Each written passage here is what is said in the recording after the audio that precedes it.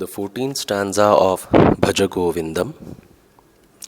This stanza is attributed to Totakacharya, another disciple of Sri Adi Shankaracharya. Very interesting because Totakacharya in this stanza is mocking all the godmen who pose as religious gurus and gods.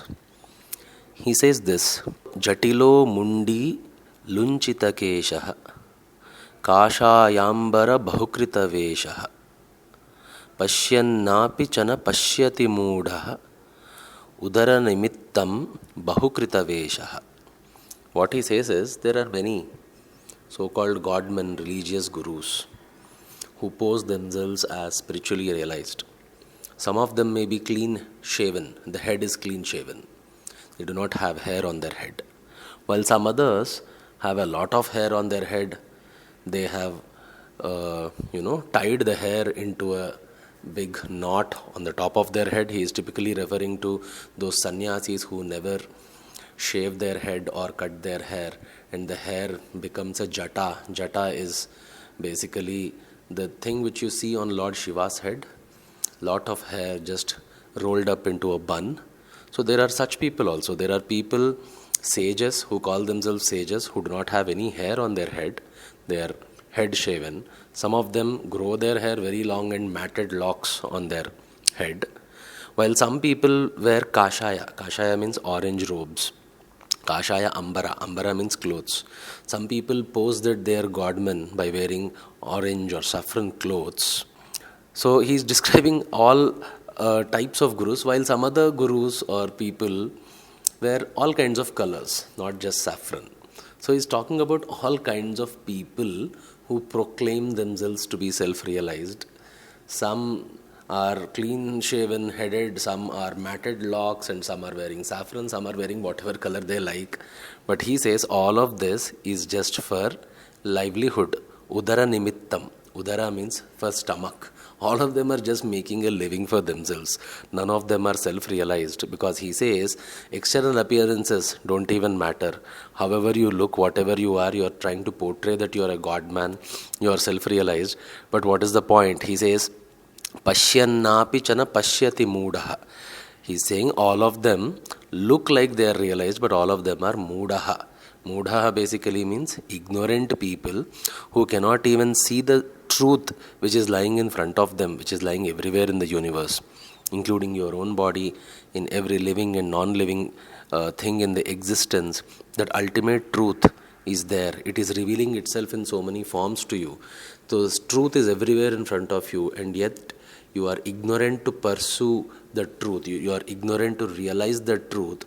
All you do is just fill up your stomach, make a living, make an earning by wearing orange robes or matted locks or clean-shaven heads, because even that, he says, is just for our stomach, just to make a living, to make a livelihood.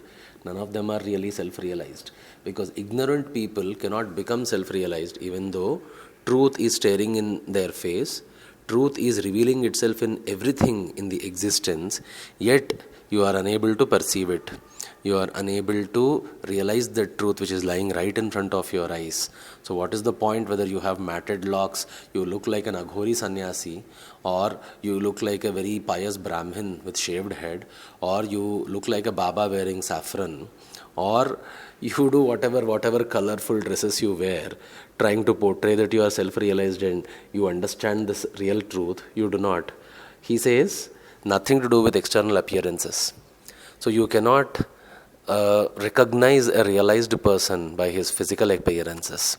For all you know, someone who goes to a 9-to-5 job, or someone who's just going about his life in a routine way, no pomp and show, not very rich, not very popular, living a middle class life, for all you know, he could be self-realized.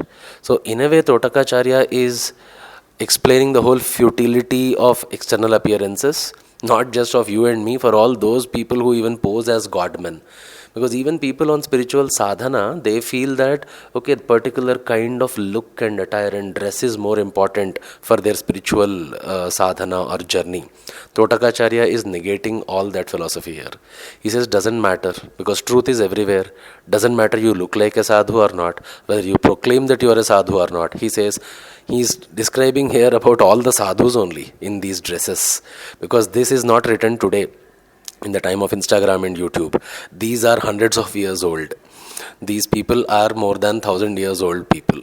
Okay, 1,000 years ago this has been written. So nothing has changed, you see.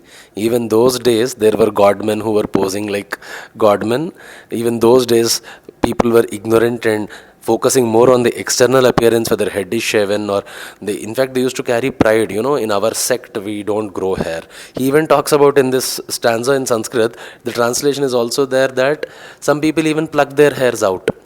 That is what some of the sadhus do. Some sadhus feel that, this body should not be taken care of. So the shaving process is so easy. Let the body suffer a little because body is nothing. So let us pluck out the hair.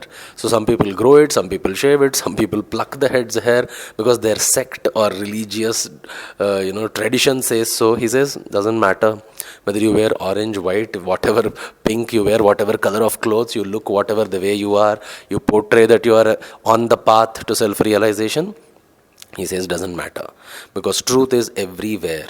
And for someone who sees the truth in everything, how does it matter how the external appearance is? So in a way, he's also cautioning all of us not to go behind anyone just because they look like they are self-realized, they speak like they are self-realized.